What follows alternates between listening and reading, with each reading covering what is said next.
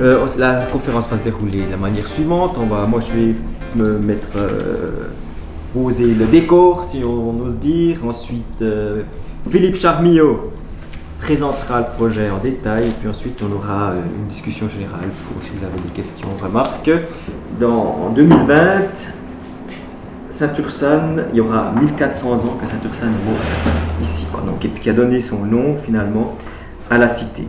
Alors, on n'a pas beaucoup d'éléments historiques qui fondent la présence de Saint-Ursanne, mais on a quand même suffisamment d'éléments pour avoir la conviction que ce moine a passé dans ces lieux et puis a créé finalement la première communauté avec justement un aspect religieux autour. 1400 ans d'histoire constitutive de nos racines chrétiennes. Impossible de parler du développement de la foi, mais aussi du développement social du Jura, sans faire lien avec ces 1400 ans. C'est d'abord avec Ursanne, puis ensuite la communauté qui s'est développée autour de lui, la ville, la bourgade, et puis ensuite les chanoines jusqu'à la Révolution française.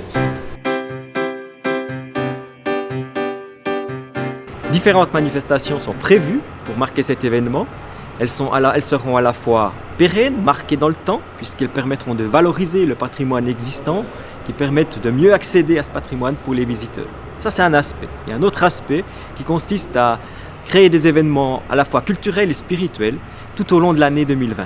Il y aura naturellement les sociétés régionales qui seront associées à cet événement et bien entendu l'équipe pastorale qui va mettre sur pied différents événements pour rappeler que Saint-Ursanne a passé ici il y a 1400 ans.